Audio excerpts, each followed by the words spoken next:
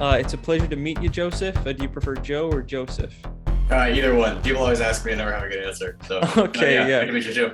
that's funny. People always ask me Chris or Christian, and I always do know it's Christian. Good to Never know. been a Chris, but if I may, I think I'm just going to go ahead and introduce you to people who will be listening, and then you can maybe correct or add on to it as we go. But Sure. of course, you're Joseph Derose. And you're a filmmaker, from what I can tell, filmmaker based out of California. And among the brick filming community, you're known for your feature-length film Paired, which has a runtime of about an hour and 48 minutes, which you do not see too often with brick films. So, is there anything else you'd like to add to just your experience with filmmaking or brick filming history, I guess? I mean, that's pretty much it. Yeah, I started in brick film and then kind of moved to documentary and went to film school for it and everything. But yeah, as far as brick films are concerned, that was my last big thing and Yeah. probably my last brick film for a long time. I mean, at some point I'd like to bring it back up, but we'll see. Yeah, I was curious if you whether you had plans for future brick films or I guess you're on to other endeavors probably at this point in your life. Yeah, I mean, it's definitely something that I've been wanting to go back and kind of revive. Obviously, right now I'm getting my career off the ground and Yeah. focusing on that. But I've been kind of kicking around the idea of just like my brother and I pulling back out of the Legos and doing some short, really high quality, just really well written piece all the way through. I think it'd be fun Yeah. to kind of go back with what I know now and Yeah. make something short that's just 100% at the level of quality that Paired kind of finally got to at the end, Yeah. but obviously wasn't consistent all the way through. Yeah, it's funny. I know how that goes. I worked on a few really long brick films myself, and they're such a joy, but also a pain to revisit, to watch back, because you're like, man, I wish that the whole thing had been the quality that it was at the end. But of course, the only way you get better is through those experiences, making those movies. And Mm-hmm. it is what it is. Yeah. Sign that you're growing, I guess. Yeah. Yeah. So I think I want to start, or I guess rather continue. Could you just do maybe a brief elevator pitch for the plot of Paired for people who maybe haven't seen it? Yeah, I had an elevator pitch and a log line at some point. I forget exactly what it was, but it was something like in the near future, two men wake up with no memory and are led by mysterious notes on a international journey that has grave implications for the future of humanity or something like that. Yeah, that sounds pretty on the note, pretty on the spot. Uh, I was blown away because you started this, and you must have written the script. It started the whole plan when you were 12 years old, right? It That's seems correct. like Yeah. a pretty potent and complex plot for a 12-year-old to come up with. There's like political corruption. It's got themes of overpopulation and the moral responsibility, and it's pretty intense. So I guess throughout the 8 years that you were working on it, were there like changes in the plot, or were there any big directional changes in just the way the story was told that you kind of made on the way? Definitely. Yeah, it definitely didn't start in anything like the final incarnation. I mean, all the bare bones were there. I think the majority of the beginning and the end was always the ending was the really first thing I conceptualized. Mm. And I did a little documentary thing that I put out alongside with the final complete upload. And I started that off with one of the first recordings that I ever did along the way as I was documenting the process, which was me basically just explaining what the ending was going to be. And I put that in there just because I thought it was funny how unchanged that stayed.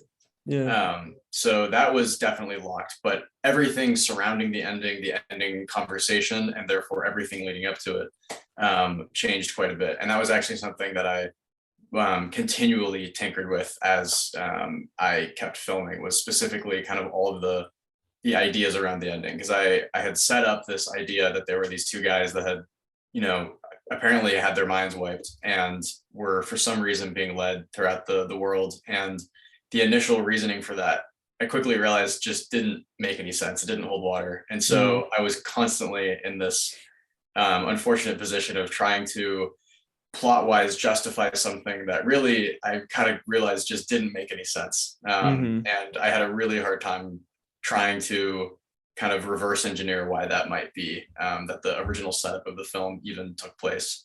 And so, yeah, definitely lots of changes, lots of different drafts. I think that that ending specifically, underwent the most. And then obviously the original concept wasn't actually supposed to be a feature. It was supposed to just be a couple of short parts. Mm-hmm. And as I went and as it took longer, I had more ideas, and that kind of became my outlet for anything I wanted to do in, at the time, I guess, stop motion, but really it was just anything I wanted to do in film, because that was my only medium, that was my only outlet.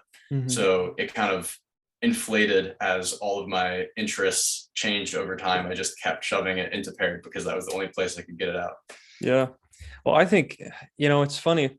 I, for a while, wanted to go into film school myself. And I, really pictured that as a path that I would have liked to pursue, but I just ended up not doing that. But I've always had Legos and brick films to work on, and that is, I think, the medium that a lot of people who maybe for one reason or the other, they don't take that step to pursue film as a career. It's an incredible medium to just express yourself and tell stories within the confines of your own home. You can create, you can set up any kind of lighting, set, create any kind of characters you want. All you need is a good set and some voice actors, and you can create a movie out of your bedroom. And so it is, I think, a wonderful storytelling tool for people to use, or just to learn to get familiar with the different things that go into making a movie. I'm sure creating a movie over 8 years must have been a great experience, and just familiarizing yourself with, okay, how do you plan a story? Although even if, it said you were going like part by part, how do you bring it all together? What do you need to do for voice acting? And I'm curious, did you just kind of enlist your friends and family as voice actors? Did you do any kind of casting process? What did that look like? No, yeah, it was basically all friends and family. At the beginning, I had put out a casting, like a casting call, as a 12-year-old, just in some online communities that I was a part of, looking for some people who could help voice. And I got a couple through that, just, random people online essentially. But the majority of all the voices were just people who were either friends or family, or really just kind of floating through. So we had like a couple, just like, handymen who were doing work on the house at some point, and I, one of them had a great accent. It was like a Scottish accent, and I was like, oh, that guy's got a great voice, I'd love to have him voice somebody. And would just, basically give them a piece of paper with some lines on it and record them really quick. But yeah, it was all just, I mean, honestly, that was probably the most I guess high production value part of the whole thing, that like really was the one aspect that I didn't, have the ability to do all myself, because I didn't want to be voicing every different character in the film. But Yeah. But I mean, that is the beauty of stop motion, though, is the fact that you can really kind of fill each role yourself and try each thing out, and get a sense of what you enjoy and what you don't enjoy about the process. It's kind of it's the one, I think, type of film that gives you the ability to really be like a one-man band and really try everything yourself well. Yeah. And it's a great exercise in the sense that it also gives you an opportunity to practice telling a story and presenting characters who don't sound like each other. They don't, because you are doing everything pretty much, you're animating the characters. In many cases, you're writing the lines for every character. You're pulling the whole story together, pulling all the strings. So it takes some skill to, make those characters not all sound like the same person, and add some real diversity and variety to the, to the cast. And I thought you did a good job with that.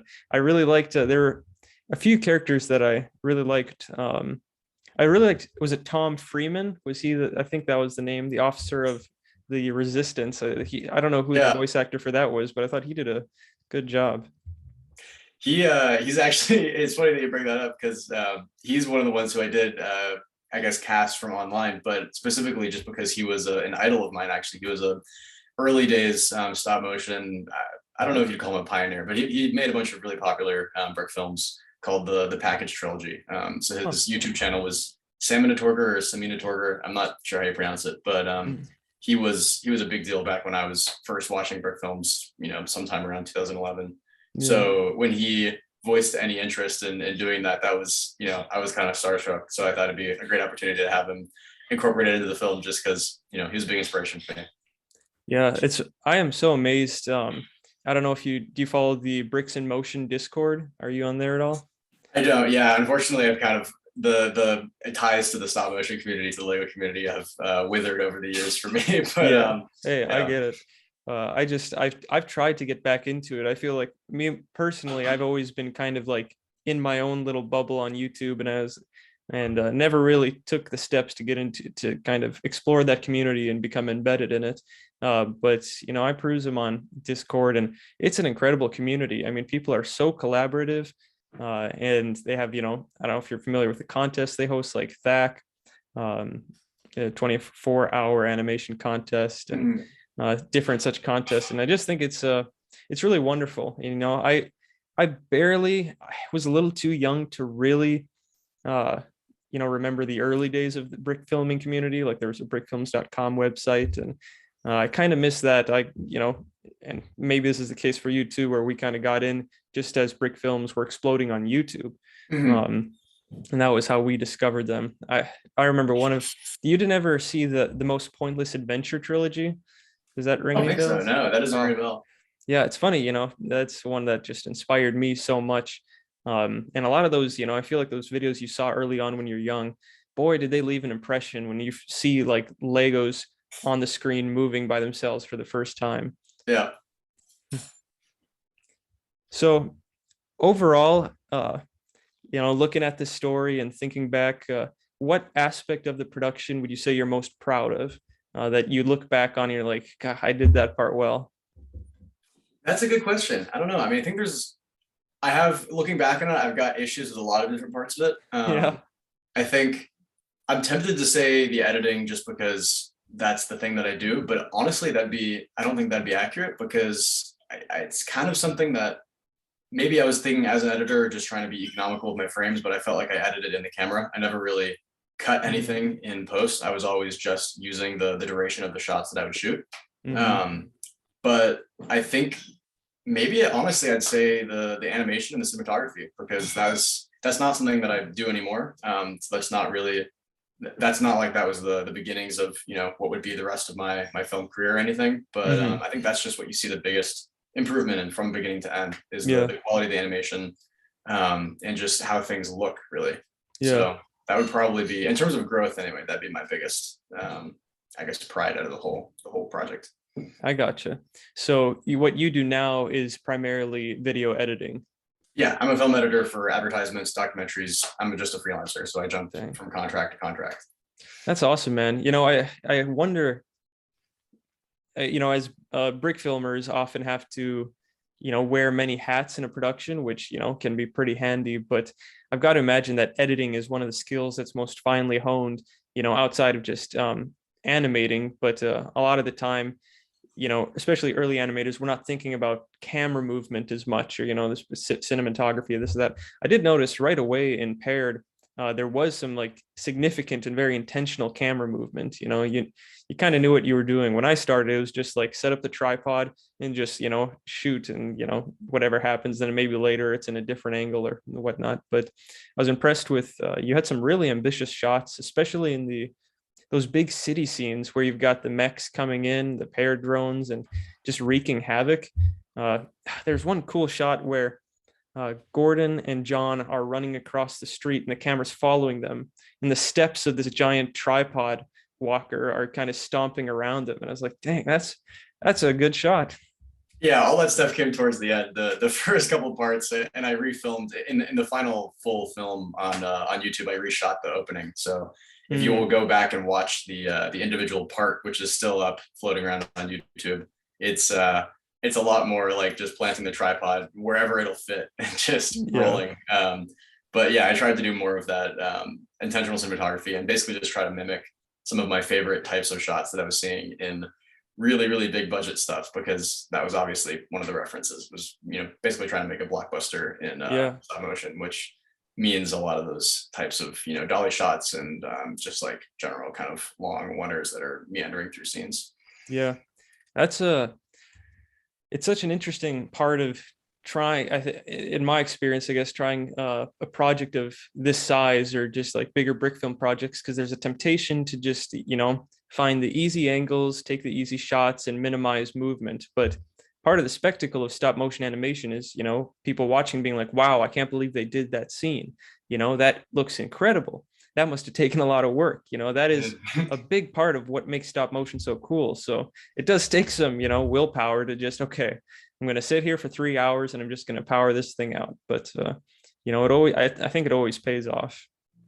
Yeah, there's an interesting joy to watching big things happen in miniature scale for some reason, right? I mean, I know that was like, there's just a weird satisfaction I get from seeing like really good miniatures, and especially really good miniatures in motion, especially on a big scale, lots of things moving, lots of people, crowds. It just like, it scratches some itch. I don't know. It's fun. Oh yeah. And I think, on that note, watching Paired, the two scenes that just kind of hit me the heart, or like left the biggest impression just in my mind in the moment, was one when you look up and you see the Walker drone. The sound design was so good with the legs and the pistons, and that's just like, whoa, this thing is big. In your mind it's small, but like you're looking at it from the perspective of minifigs, so it feels huge. And then of course the room in the end scene of the movie, that white room, it's like that was, and I did watch your behind the scenes video, and it's, God, I can't imagine like the amount of time that must have gone into set building alone.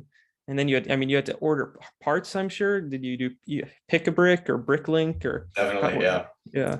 Well, I'm glad those two moments seem to stick with you the most, because I think if I had written down the two moments that I wanted to hit people the most, or the ones that I thought about obsessively the most over the 8 years, I think those would definitely be the two, because those were just the two biggest, most important moments to me. I mean, the Walker entering was definitely something that I thought about constantly, and that scene changed in it's like location and exactly what happened a lot, but the image of the Walker coming in and then finally having a wide reveal shot and seeing it give that horn, which obviously draws a lot of inspiration from the War of the Worlds intersections. Yeah, that was a big, huge inspiration that I lifted some things from, but that was something that just stuck in my head, through the whole process. So I'm glad that it made a mark, and as well as obviously the final, I forget what I used to call it, but the paired sort of cooling shaft room. That was also obviously, a very important plot moment.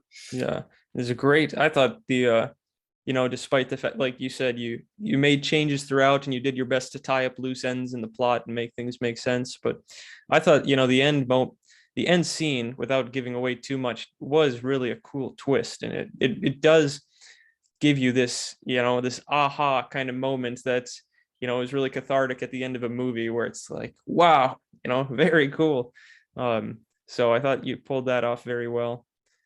Good, I'm glad. That's very satisfying to hear that it worked. Yeah, and I can 100% see the War of the World scene in that scene, like that inspiration. I remember seeing that movie when I was probably 13, 14, I can't even remember, but that scene when the tripod comes into the intersection, and it's like, oh, I see, humans don't have a chance, like it's game over. It's just a cool scene. I was a little on the nose, I think, of the inspiration, but I just had to, I don't know, I had to see that in stop motion. So oh my God, speaking of I don't know, on the nose or inspiration, the subtle reference to repeating, of course, you know what I'm talking about? The Leroy Jenkins meme. I was like, you just snuck that right in there. There's a lot of that throughout all of it. There's lots of in all the little chirons and things in the news. I had a fun time just jokes and stuff. But I saw the reference to Donald Trump at the bottom of one of them. It's like, oh, that's a funny little thing to catch.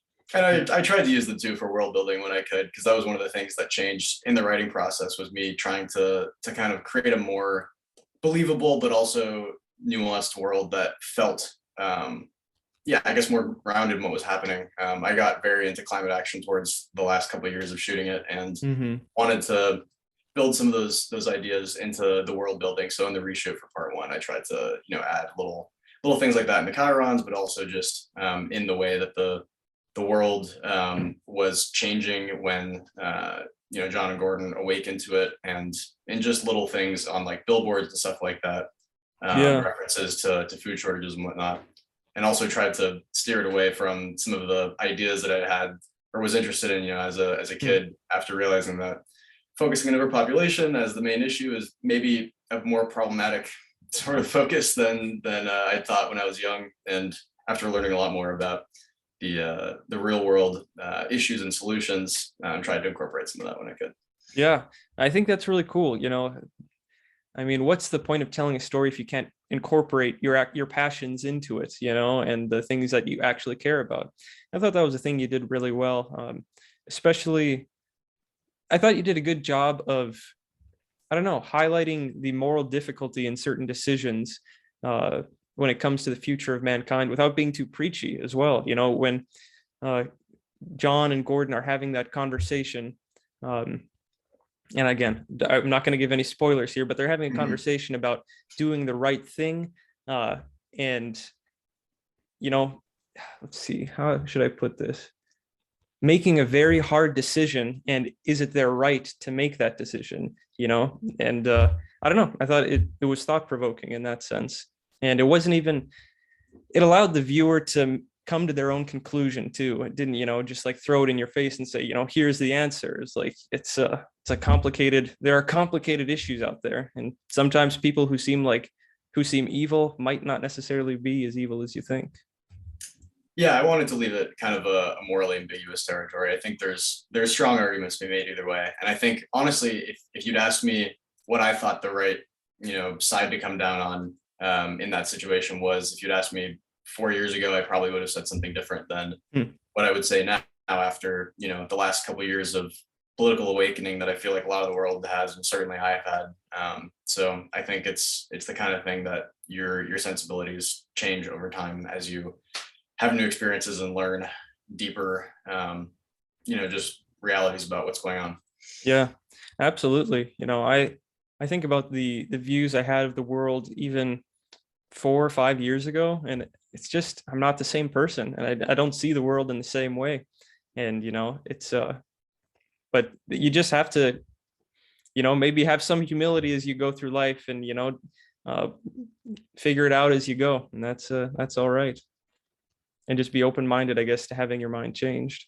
Yeah, let's see, I thought you did a good job with forced perspective as well. You had you had this great way of conveying size and scale, you also had absolutely enormous sets. Some of these city scenes I still can't get over, like the Cairo scene.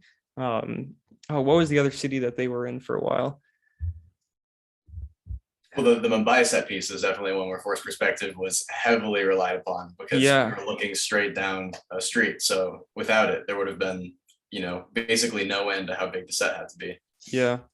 And I understand, was it your brother who helped you with this production? Yeah, he was the reason. Every set you see that looks good, pretty much he's the reason behind it.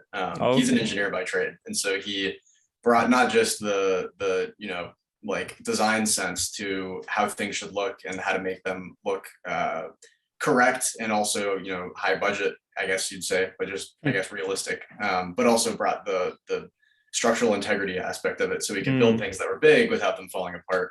So obviously the buildings require a lot of that, but then one of the things that isn't as obvious is a lot of the vehicles, because those are actually being moved and have actuated parts, pieces that move and open up. And without a good idea on how to build those in a way that's structurally sound, they would have definitely been a huge nightmare. Would have been falling over, and in stop motion, as you know, if something changes or falls over in the middle of a shot, you're hosed. So game over, man. Exactly. Yeah. So like like one of the vehicles that comes to mind is the big tank thing, that the big like black tall tank vehicle. Yeah, it comes out of the gates. Tripoli. Right. And so that thing was all, just facade plates, but he had a whole, inner carriage to hold everything together. And he had, like a rack and pinion steering system. So it would actually properly steer itself when I moved each one of the wheels. And that was super helpful, because I would have just been, slapping things together in a way that looks good, but is incredibly cumbersome or fragile to use. So he was a huge asset. Yeah. The like the cities and the scenes, the landscapes were all good, but I was taken aback when some of those drones came out. I was like, these like, I mean, they have maneuverability. They look very imposing and, frightening. Uh, and also they look well designed, like they were designed by a corporation to conduct mass destruction. And I don't know, it was just like, okay, this is pretty solid set pieces. And I think that really speaks to the power of, again, collaboration. When you just add one person to a production, even with something like brick filming, it makes a tremendous difference. Yeah. My own younger brother, he composes music. He's this incredible musician, and him and I are kind of partnered where I'll create a movie or a film, brick film, whatever. And then him and I will have a discussion, and he will compose music to that film. And it's such an invaluable resource to have someone to help carry the weight just a little bit in some way. Definitely. And I mean, mentioning composers, I definitely have to give a shout out to Chris Keith, or Maserati as his screen name is, who composed all the music prepared. It's so great to have a good composer relationship. That's actually one of my favorite parts of the process, is just getting to kind of come up with a bunch of references, send them over and say, here are the emotional beats that I'd like to hit. Mm-hmm. Amaze me. And then he'd always come back with something that felt the right balance of, unique to the sound that he kind of created for Paired but also hit the necessary emotional beats, incorporated some of the reference elements, and really just felt big and true to the story, and very blockbuster-ish in a way that didn't feel too, out of line or too big. So that was a really fun experience getting to work with them. Yeah. I thought that of all the aspects of the film, one of the most professional seeming aspects was the sound design. The soundtrack really, it was a perfect fit. And it's one of those things where it's like, if you don't notice it, it's doing its job. Like, and after, like 20 or 30 minutes, I was like, wait a second, like, this sounds like it's composed to the movie. And like, I haven't really been paying attention. I've just been kind of engaged in the story, but it fits so well. And outside of just the music composition, the sound effects were really good too. And, that's a thing that's the downfall of a lot of films, is just people, just throw some sound files in there and call it a day. But like you said, your editing skills kind of shown there, I thought. Yeah, I guess that's maybe one of the things that persevered from Paired into my actual, day job career, is the sound design. I think that is a good place that people can add production value without any extra cost at all. I mean, It's obviously some labor to figure it out, but I think focusing on making sounds that are unique, but also just fit the actual individual moment.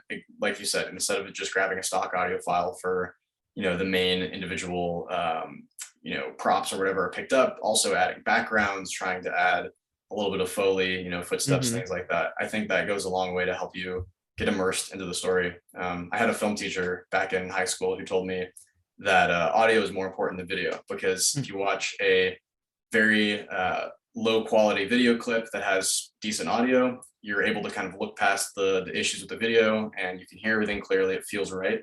But if you watch even a great 4K scene of something, but the audio is garbled or lacking, or it's like if you're watching a movie on Zoom, if the picture is perfect but the audio is coming through with noise removal and cutting in and out, it's really hard to get engaged in the story.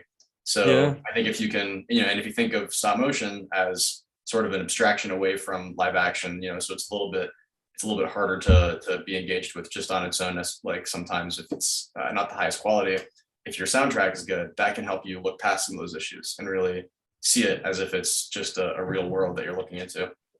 Yeah, absolutely. Yeah, there was the one clip of you in the short documentary where you recorded yourself breaking glass, right? I was like, that's a pretty next level dedication right there.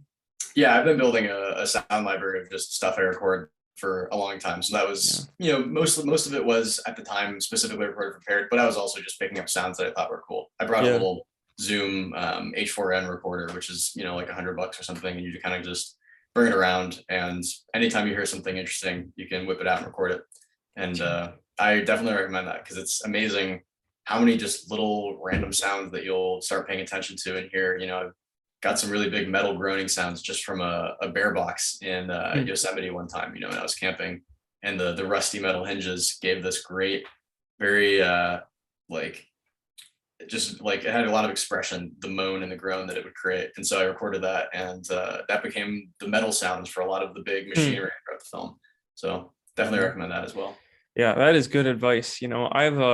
I've been a little lazy with sound design, and I'm just a sucker for stock sounds, and every now and then, throw in some money to get some higher quality stock sounds, but it's still, there are moments where it's like I can't seem to find the right, you know, thump sound here. Or it just doesn't seem to exist, or groan, or the Mm. right glass breaking. And so uh there's something to be said about just building up your own sound library over time, and just building up that experience. So when you come across kind of a roadblock, you can just say, all right, well, I've made sounds before, I can definitely think of a few ways around this one.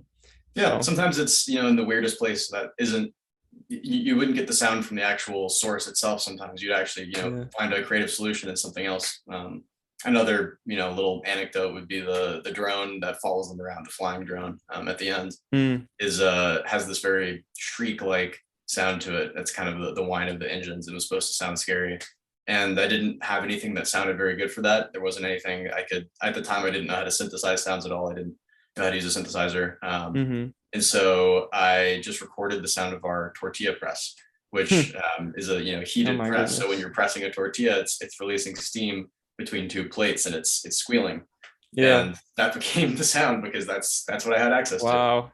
So There's something incredibly charming about the fact that this killer drone right, it's just was making the voice tortillas. actor was a tortilla press, Yeah. a far less dangerous robot. Mhm. So another question I really wanted to ask you was working on something for 8 years. I mean, for some people that would be completely unthinkable. And I'm sure that there were times throughout this process that you were probably like, you know what, I think I'm just done. Or maybe there wasn't. I don't know. But I'm curious if there was, in the lows, or the pauses, the breaks in passion, what did that look like? How did you stay motivated? How did you get back into it? Or were you just, 100% go like all 8 years? Yeah, I mean, I'm trying to think if there were any times that I wanted to stop just purely because it was too much. My gut says there weren't, but I know that there were a couple times when I thought I would basically have to stop because one in particular, just I guess is a testament to how important it is to back up your data. But I Mm, had I think it was just a hard drive crash or something happened where I thought a bunch of the files for Paired Part 5, which was the piece I was working on at the time, had been deleted. And so that was most of the way through shooting. And I thought that all the footage that I'd uploaded to my computer to save it had been deleted and gone forever. And mm, I started thinking about how much work it would be to go back and rebuild those sets, which is funny because now looking back, it was only, maybe 6 or 7 minutes of footage yeah, time, which now I could probably bang out pretty quickly, especially just yeah, compared to what I was doing later. But at the time, it seemed like an insurmountable challenge to try to reshoot that. Thankfully, it actually wasn't gone forever. I was able to recover it somehow, hmm, and that's I think a very important thing is just good data management. So I think yeah, it's always a good idea to have 3 copies of any important data. So one, master copy, and then 2 redundant backups. yeah, Highly recommend that, especially for longer term projects, because the longer your project is, the more pieces are necessary to keep. And if every piece has an equal probability of accidentally being deleted or having its hard drive crash, then you're increasing your odds of a major project catastrophe. yeah, So that's a big one. yeah. I myself have two external hard drives that have gone to the grave, and I, you know, didn't lose anything too vital. And one of them I was able to like recover. It was just like a ton of memories and stuff, and I was able to recover probably 90% of it. And Mm, I'm so thankful for that. But those experiences, right now I'm trying to again work on my own feature film here, and it's just the thought of losing it all is just it's like too much to even bear. So I yeah. put it on a hard drive, have it on my computer, and then every now and then I'll try to upload it to some kind of cloud, or just create a master file of everything I've done so far, and with, and just put it on Google Drive, Yeah, something. So that's it's the like, best kind of backup is yeah, offsite, yeah, something where if it gets deleted there by the company hosting the site, then they're liable. So it's not your yeah, fault. there you go. Yeah. Yeah. Yeah. Yeah, 8 years, dude. So were you partnered with the music composer for that entire time, or was that something that came in later? Pretty much, yeah. I mean, I'm trying to think of, I think I reached out to him when working on part three, which was really early in the process. It's not, each part didn't take an equal amount of time. So the first, really the first six parts took like a year or two, and then Mhm. everything else took the majority of the time. I mean, paired part nine alone took about 4 years. Yeah. I imagine you So get a lot busier in high school, and then in the college, you got that more on your too, but plate. it was also just the inflation of how much I was doing, because Yeah. parts one, two, and three were each a minute or two each. They were very short, Mm. and the production quality was really low. Thinking back, for some reason it feels like each one was pretty long, but that's because I was young and time Yeah, tends to dilate as you get younger. that's right. So there was some period when I was just using scores pulled from other movies and random things for the first two parts, I think, and then around part three, I had heard one or two of his songs in a compilation of like cinematic reworks of Metroid music. So for Hmm. the Nintendo video game, and that was like my thing at the time. I was super into Metroid games, and he had composed one or two songs that I thought sounded totally like an action movie.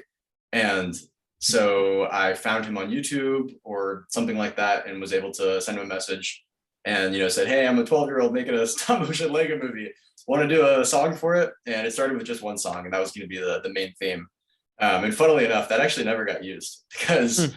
I didn't have it, in mind for any specific moment. It was just I wanted an original paired theme. Mhm. And then around the time of part four, I think, was when I was like, oh, I want him to make an original song for this actual scene where they're breaking out of New York or whatever.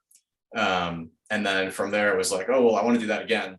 And then he kind of just became the composer. And yeah, I used him all the way up until the very end when was able to wrap up the project, and even made a rescore for the previous parts that I'd been using other film soundtracks for. So that way the whole film had original score start to finish. So now what you Mm. watch in the full upload, the kind of single video upload, is all his music. Jeez. Yeah, Yeah, he was such a huge help. It was amazing working with him. that is incredible. Have you stayed in touch with him, with like live action projects further down the road, or was that kind of a push and pause on that? Yeah, I don't really direct anymore, or at least Mm. not anything big. So when I was in school, I directed some projects, obviously for class, but at that time, it was either just pulling other things from other movies and stuff like that, or I was connected with a couple composers at the scoring school that they had there, and they encouraged us to work with other students there to kind of have some cross pollination. And then since then, I don't or I don't direct most things that I work on. But I have started actually scoring some of my own things just because my brother and I have both gotten into music production in the last couple of years. So that's been just sort of a fun excuse for us to, brush up and practice making music for things. So what instruments do you play, or do you play? I play this instrument, so Yeah, it's all I know just what you mean. electronic, Yeah. just synthesizers and stuff like that. My brother plays some piano and he's starting to learn guitar and stuff, but none of us have musical backgrounds. It's just Okay. we listen to a lot of melodic house and stuff, and I grew up listening to a ton of soundtracks, so I just sort of do what I heard growing up. Yeah. Well, hey, it works.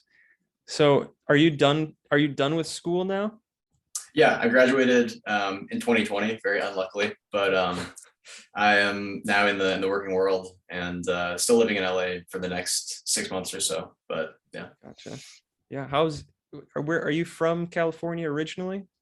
yeah, I'm from Northern California, so I You grew up are. just 30 minutes north of San Francisco, and then moved down to LA for college, and spent 4 years there, obviously, and then it's been 2 years since then, or it will have been about 2 years since when I move out. I gotcha. And how was film school just as a whole, asking from somebody who grew up in North Dakota and just never took that leap. I'm curious to hear about it. Yeah, I mean, it's definitely not necessary. I'll say that. It was Yeah. really fun. It was, really great, and it was kind of a dream come true to go to school with a bunch of people who were all making movies as well. So that was the fun part. Yeah. And I think the biggest benefit that I got out of it was just the community, because I think what you learn in the classes, you can honestly learn just as well by doing. The most beneficial things that we did were the actual exercises. Mm-hmm. And the only unique part of that you wouldn't get by just doing it on your own was, I guess, some like mentor feedback. But if you can find a mentor or just anybody who knows enough to give you good advice, then I think, doing your own exercises is honestly just as helpful. The one thing that film school might offer that you can't get elsewhere is just a baked in community of people who are all going to be there for you basically for the rest of your life once you graduate. So that is the one thing that I'm really grateful for, since that is a group of people who I live with. They're my roommates. We've got a community of several houses, scattered across the city that are all just, film people who see each other all the time and crew on each other's projects and whatnot. But yeah, that's too cool, man. I thinking back to my own college experience, it also was not necessary for the career path I'm on right now, but at the same time, I wouldn't take it back. It was an incredible experience, and the people I met, the relationships I built, I wouldn't take those back in a minute, and obviously you have that, but you also have this wonderful connection between, the people you met and the relationships you formed, and this common thread of film and telling stories. So I'm sure that's very valuable. Certainly. Yeah. I mean, I would never take it back. It was an incredible experience and led to all the great connections I have now, and just all this community that I have. Yeah. Awesome. Well, I think one more question that I wanted to ask is, throughout this time that you were making Paired, was there ever, or even, up to now, was there ever a story that you wanted to tell, I guess through Brickfilms in particular, that you just never got around to, like some character or some idea that you think, man, that would have been cool to flesh that out in some way, but I'm too busy. I got to finish Paired. Yeah, I'm trying to think. I mean, I think throughout most of the time, like I said, I was getting pretty creative at shoehorning anything that I came up with into Paired. Yeah. So any real interest that I had would somehow, make its way in there. So, I was playing Half-Life 2, which had a really good like dystopian aesthetic, and this really interesting world there of rebels, and underground bases and things, and found a way to work that into the scene that was supposed to take place in Libya. And so decided to kind of design a lot of the overall look of that part around, those things that I was into at that time. And then, I think it just kind of was able to accommodate any interest that I really had, which is why it does feel like, I mean, maybe it's for, a good reason, but it definitely feels like it's a little full of lots of different things going on. So to me, it feels a little messy. Maybe it feels, well, kind of fleshed out, but I think it's bordering on too many different ideas in there. But it was always a way to keep me busy and keep me entertained with the amount of things that I wanted to do, all being able to fit into the single story. Yeah, I think it's incredible, to start a creative hobby like that at such a young age, and to have that kind of experience of just unrelenting dedication to a project that, the goalpost is so far down the road, but you just don't stop. I think I'm sure that's invaluable. If I had known it would be 8 years from the starting point, I thought it was going to be a year. And that, even that was, kind of outside the scope of what I really thought it would take. But it just kept taking longer as I added more stuff, obviously, but also as I tried to do it higher quality, and as life just, comes up and gets in the way. I mean, when you're sneaking things in, weekends and after school, it can start getting pushed quite a bit. But certainly had no concept that it would take 8 years, and for a while it felt like something I would be doing forever. So, in some ways, maybe ignorance is bliss. The fact that you don't know it's going to be 8 years, but this is just who I am now. It's just what I do. I make this movie. Yeah, exactly. It really did define my identity for a while, because that was most of my years coming into my own, just going through puberty and becoming a like conscious like individual with my own brain was that Yeah. was all during Parent. So Yeah. yeah. That's pretty remarkable to think about. I guess I wanted one more question just for the listeners. Is there any advice you'd give to, maybe people who are your age, 12 years old, or, older, younger, who, dream of going into film in one way or the other? Is there any advice that you would impart looking back? Yeah, I mean, I guess I'd say big picture, a few things. I guess one, in terms of figuring out what in film you want to do, I would say try everything. Really immerse yourself in each aspect of filmmaking if that's something you're interested in, and find the things that obviously that you're good at, but also the things that bring you joy and that are actually fun to keep getting better at. So for me, that became editing and sound design, because that was the thing I felt like I was good enough at that it made sense to pursue, but also like really was just an enjoyable thing. I would get lost, in the editing room for hours and not realize the time was passing. And then the other one would be, I guess, just to be how do I let me articulate this properly. I guess just really it's like always growing as a storyteller and trying to learn new things and experience new points of view to incorporate into stories, because ultimately what that will do is give you more interesting things to say, more interesting things to tell stories about. And the more different types of stories we have, I think the better the world will be, but also the better you'll be as a storyteller. And the more value you'll be to people who want to fund those films and people who want to hire you someday. So if you can, I think the synthesis of those two, I guess, would be finding a voice that's unique and constantly growing, so that you're not just stagnating, but then also finding a niche to fit into, a niche role that really makes you somebody who is really valuable and brings something of real value to the storytelling world.